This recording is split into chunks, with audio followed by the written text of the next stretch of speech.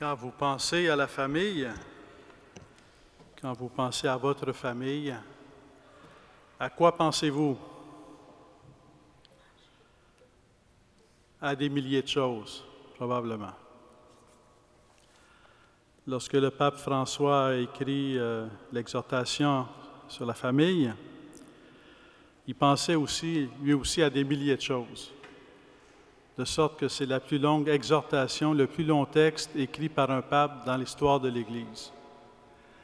Et c'est sur la famille. Si je vous demandais, selon vous, pour qu'une famille soit heureuse, qu'est-ce qui est le plus important?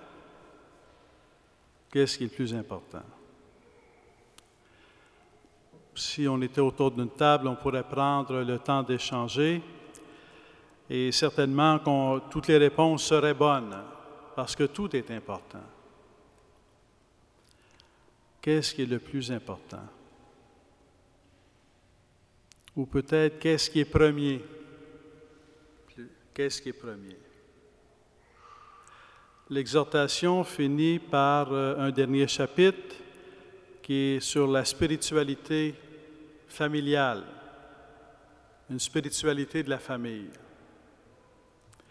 Et ça finit comme dernier chapitre, mais en même temps, ça vient comme rassembler toute l'exhortation. Ça vient comme ressaisir toute l'exhortation sur la famille, sur deux aspects. La beauté de la famille et les souffrances des familles.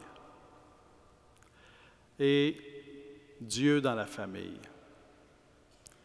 La beauté de la famille, les souffrances des familles, le pape François nous invite à tenir les deux ensemble. Il évoque la beauté de la famille, mais c'est aussi important pour lui d'évoquer les souffrances des familles. Et lorsqu'il évoque les souffrances des familles, ne pas oublier la beauté de la famille, mais lorsqu'on évoque la beauté de la famille, ne pas oublier les souffrances des familles. C'est de tenir ensemble la beauté et les souffrances. Il arrive parfois que les souffrances de la famille, ça peut être les divisions, ça peut être parfois des séparations. Il arrive que lorsqu'il y a les souffrances des familles, on n'arrive plus à croire à la beauté de la famille. Mais en même temps, quand on est dans la beauté de la famille, il arrive que l'on perde de vue les souffrances des familles. Donc, c'est de tenir les deux ensemble. Tenir les deux ensemble, mais toujours en partant de Dieu. Toujours en partant de Dieu. La beauté de la famille en partant de Dieu, parce que c'est Dieu qui est l'auteur de la famille. Et qu'est-ce que ça veut dire, voir la beauté de la famille en partant de Dieu? Est-ce que ça peut être plus qu'une considération que l'on fait? Ça s'exprime dans la prière en famille. La beauté de la famille prend sa source en Dieu et la beauté de la famille est appelée à être vécue et à grandir à travers la prière, à travers la vie de prière, à travers la fidélité à la prière, à travers la prière en famille. C'est important, la prière en famille, et de penser spiritualité conjugale, familiale, c'est de ne jamais oublier que la famille vient de Dieu. Ne jamais oublier que la famille fait partie de l'œuvre de la création de Dieu, l'œuvre de création qui vient de son amour. Ne jamais oublier que le couple que l'on est ou que la famille que l'on est, elle est aimée par Dieu. Elle est choisie par Dieu, elle est voulue par Dieu et elle est aimée par Dieu. Dieu veut la famille. Dieu veut le mariage, il veut la vie et il veut la famille et c'est son plan d'amour. Mais si on cesse de prier, si on s'éloigne de la prière, on oublie que le mariage, la vie, la famille viennent de Dieu. Et tant que ça va bien, peut-être que ça suffit, mais quand il y a des souffrances, ça devient plus difficile parce qu'on a moins développé l'aspect de s'en remettre à Dieu, de s'appuyer sur Dieu. Souffrance de la famille, comment accompagner les souffrances de la famille, comment dans notre famille traverser les périodes de souffrance, les périodes de peine, les périodes de douleur, certainement en continuant de prier. Mais on pourrait rajouter, en regardant la question, est-ce qu'il y a un crucifix dans ma maison? Est-ce qu'il y a un crucifix dans ma maison? Est-ce qu'il y a la prière dans ma famille? Et est-ce qu'il y a un crucifix dans ma maison? Jésus-Christ sur la croix porte nos souffrances. Dieu ne nous laisse pas seuls avec nos souffrances, avec nos blessures, avec nos peines. Il s'est fait proche de chacun et chacune d'entre nous, il s'est fait proche de toute famille et il porte les souffrances de toute famille, les peines de toute famille sur lui-même, sur la croix, par la puissance de son amour. Et il a la force et la paix pour communiquer à la famille qui se confie à lui, à Jésus sur la croix. Il a le pouvoir de donner sa paix. Il a le pouvoir d'éclairer, il a le pouvoir de consoler, il a le pouvoir de réconforter, il a le pouvoir de guider. Il a le pouvoir de garder dans la confiance que ça vaut la peine d'aimer. Quand on est dans la beauté de la famille, il arrive que l'on oublie que c'est un don de Dieu.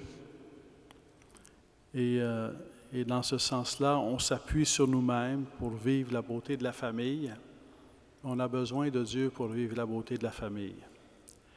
Quand on est dans les peines de la famille ou dans les souffrances de la famille, c'est comme un couteau à deux tranchants. Ça peut nous plonger dans le désespoir, mais en même temps, ça peut être une occasion de redécouvrir jusqu'à quel point Dieu est présent dans notre vie, jusqu'à quel point, lorsqu'on prie Dieu, vraiment, il répond, vraiment, il donne sa paix, vraiment, il réconforte, vraiment, il soutient. Dieu ne laisse jamais une prière sans réponse. Jésus-Christ crucifié sur la croix ne laisse jamais notre prière sans nous consoler, sans nous réconforter. Lui qui a porté le poids de la solitude, le poids des coups, le poids du rejet, le poids de la haine, le poids de la division, a répondu en aimant, a répondu en pardonnant, a répondu en priant. Et donc de la croix, il vient nous fortifier la famille et garder la famille, aider la famille à rester dans la confiance en l'amour. Quelles que soient les mésententes, quels que soient les malentendus, quelles que soient les discussions, quelles que soient les peines, quelles que soient les blessures, ça vaut la peine d'aimer. Ça vaut toujours la peine d'aimer. L'enjeu ici, quelque part, je réfère toujours à ce chapitre sur la spiritualité familiale dans l'exhortation sur la famille du pape François. L'enjeu, quelque part, c'est de ne pas perdre de vue que nous sommes appelés non seulement à aimer, c'est la vocation à l'amour, nous sommes appelés non seulement à construire une famille, nous sommes appelés à le faire par la grâce de Jésus-Christ, non par nos seules forces. L'amour est appelé à être fidèle par la grâce de Jésus-Christ. L'amour est appelé à être patient par la grâce de Jésus-Christ. L'amour est appelé à pardonner par la grâce de Jésus-Christ. C'est par grâce. Et il arrive parfois que, je dirais parfois, c'est pas assez, puisque même comme chrétiens, nous demeurons marqués par le péché, blessés par le péché, et quelque part, on voudrait aimer Dieu, on veut aimer les autres, mais on voudrait le faire par soi-même. J'ose dire que ce qu'il y a le plus difficile pour l'être humain, c'est d'accepter qu'il ne pourra jamais véritablement aimer sans Dieu, sans la grâce de Jésus-Christ, sans la présence de Dieu, sans l'amour de Dieu, sans l'action de Jésus-Christ. Pour aimer à la manière de Jésus-Christ, d'un amour total, libre, fidèle, ça ne peut se faire que par la grâce de Jésus-Christ. Si on regarde, mettons, les valeurs de Jésus, qui nous interpellent, ces valeurs d'amour, ces valeurs de générosité, ces valeurs de don, ces valeurs d'accueil. On peut essayer de les imiter, mais on ne pourra pas les vivre sans sa grâce. On a besoin de la grâce de Jésus-Christ. It is impossible to love like Christ without Christ. We are attracted by the love of Christ. We want to follow Christ. We want to imitate Christ. We want to imitate His love. But it can only be done by the grace of Jesus Christ. It cannot be done by our own strength. We need Jesus Christ. It's our condition. It's like the drama of the human condition. We're called to love like Christ, and we're called to love through Christ, through the grace of Jesus Christ. And somehow we would like to love, we want to love, but somehow we think we can love with our own strength because we have a great desire to love. And sometimes we think it's enough to have a great desire to love. To have a great desire to love is a blessing that comes from God. But at the same time, it's the desire that cannot be fulfilled without Christ, without the grace of Jesus Christ. Alors, un des aspects du cheminement d'une spiritualité, disons, chrétienne, conjugale, familiale, c'est de voir la grâce de Jésus-Christ au cœur de notre vocation à l'amour. Nous sommes appelés à l'amour, mais nous sommes appelés à l'amour par la grâce de Jésus-Christ. Nous sommes appelés à vivre, mais nous sommes appelés à vivre par Jésus-Christ. Un jour, Jésus va dire, il faut que le monde voie que j'aime le Père et que je vis par le Père. Je vis par le Père. Comme je vis par le Père, vivez par moi. Vivez par moi. Vivre par Jésus-Christ. La beauté de la famille comme les souffrances des familles, la beauté de notre famille comme les souffrances de notre famille sont un appel, une occasion, un temps de grâce, un kairos, un temps favorable, un événement où on est appelé à redécouvrir l'importance de la grâce de Jésus-Christ, l'importance de la présence de Jésus-Christ qui est là non seulement comme un modèle, mais comme une source d'amour dans nos vies, donc qui est là avec sa grâce pour nous transformer. Et c'est un peu comme la clé du cheminement. Parler d'un cheminement d'un couple, d'un cheminement d'une famille, parler de l'Église qui accueille les couples, les familles et qui veut marcher et cheminer et accompagner les couples et les familles, c'est toujours une réalité qui se fait par grâce. On vit la famille par grâce, on accompagne les familles par grâce, par la grâce de Jésus-Christ.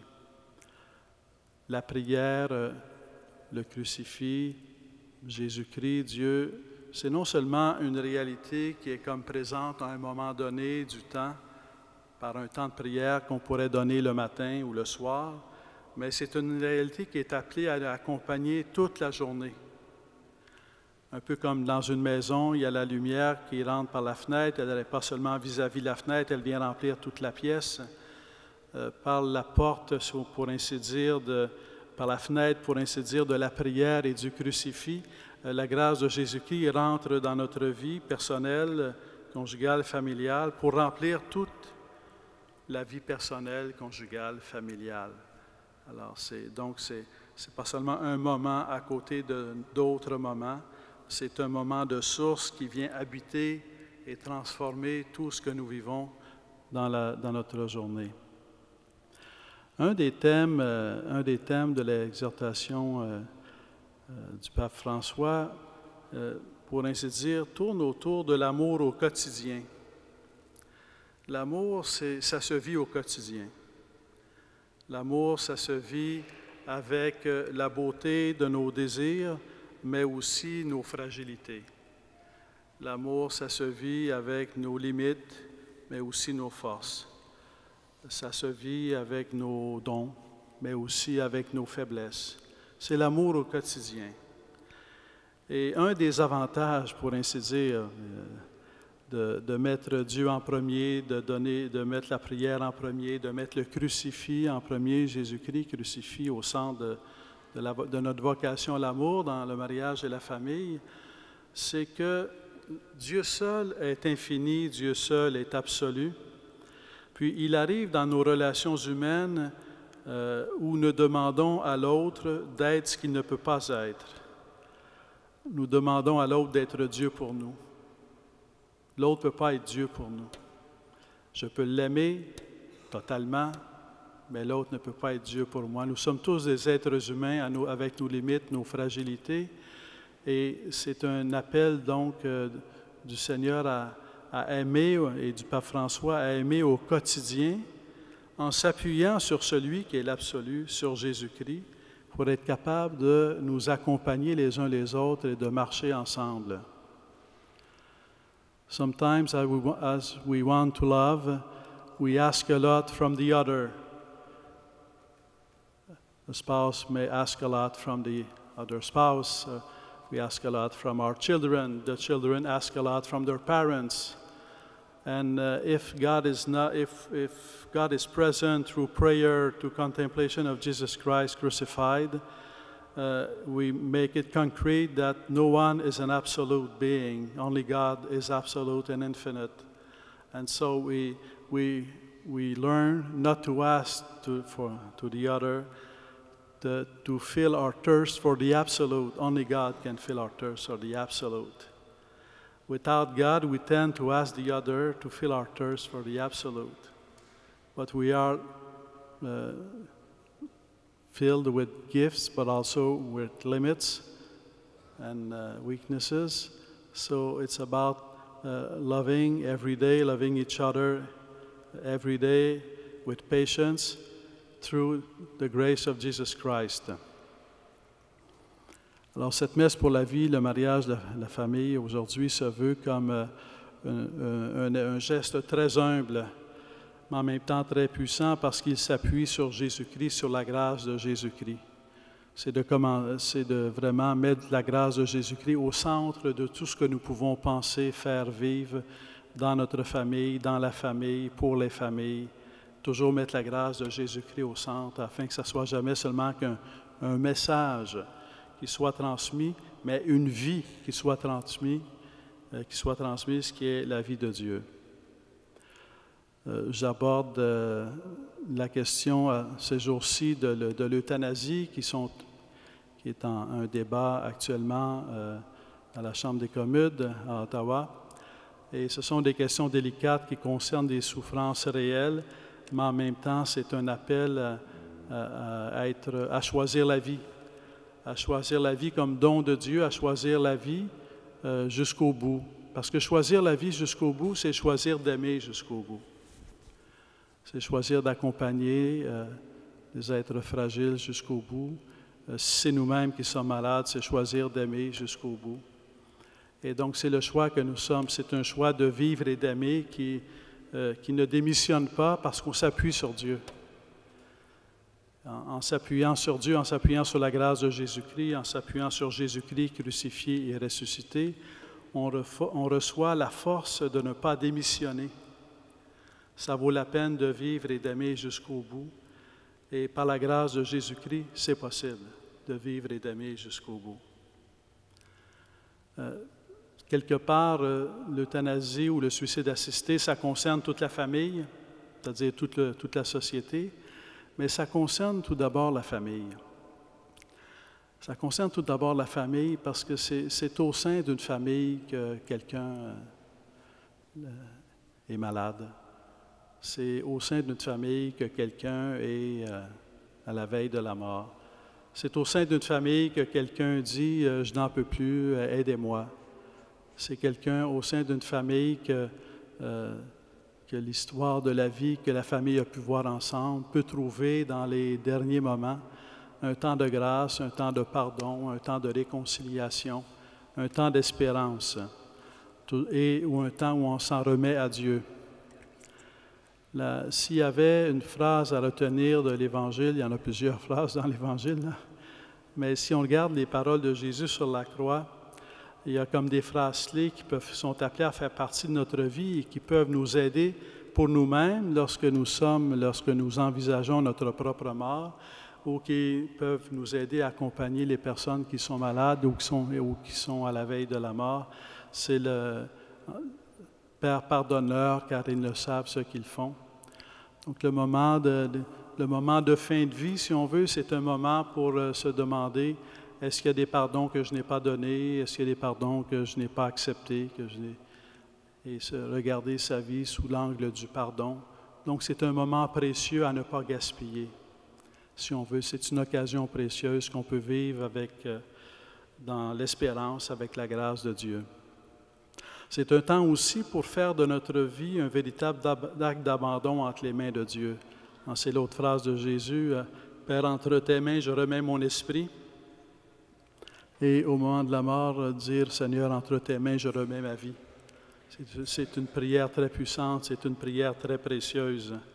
Donc, vivre et aimer jusqu'au bout par la grâce de Jésus-Christ pour être rendu capable de pardon et de réconciliation avec toute notre vie et en même temps de remise de soi entre les mains de Dieu. De sorte que de façon assez étonnante, par la grâce de Jésus-Christ, le moment le plus important de notre vie peut être le moment de notre mort. C'est toujours frappant quand on regarde la vie de Jésus-Christ. Jésus-Christ a dit des choses, a fait des choses, mais finalement, quel est le moment le plus important de sa vie? Quel est le moment de sa vie où il a fait le plus? C'est sa passion et sa mort sur la croix. Parce que c'est un moment qu'il a vécu en se donnant et en aimant et en priant. Et dans ce sens-là, il trace pour nous le chemin. Par la grâce de Jésus-Christ, le moment de notre souffrance, le moment de notre mort peut devenir le moment le plus important de notre vie, sans diminuer ce qu'il y a eu auparavant, mais ça peut devenir le moment le plus important de notre vie parce que ça peut devenir le moment de notre vie où il y a le plus de dons de soi, le plus de pardon, le plus de remise de soi entre les mains de Dieu. Et finalement, c'est l'amour qui vient gagner et vaincre et rayonner à travers la maladie, la fragilité et la mort. Dans ce sens-là, la vie de famille, un des aspects de la vie de famille, c'est d'accompagner les personnes malades dans notre famille. Un des aspects pour l'Église d'accompagner les familles, c'est de soutenir les familles lorsqu'il y a quelqu'un de malade dans la famille. Il y a ce titre particulier quand quelqu'un est malade dans la famille, il a besoin d'accompagnement et non seulement par rapport au malade dans la famille, il est par rapport à la famille entière qui vit quelque chose de difficile.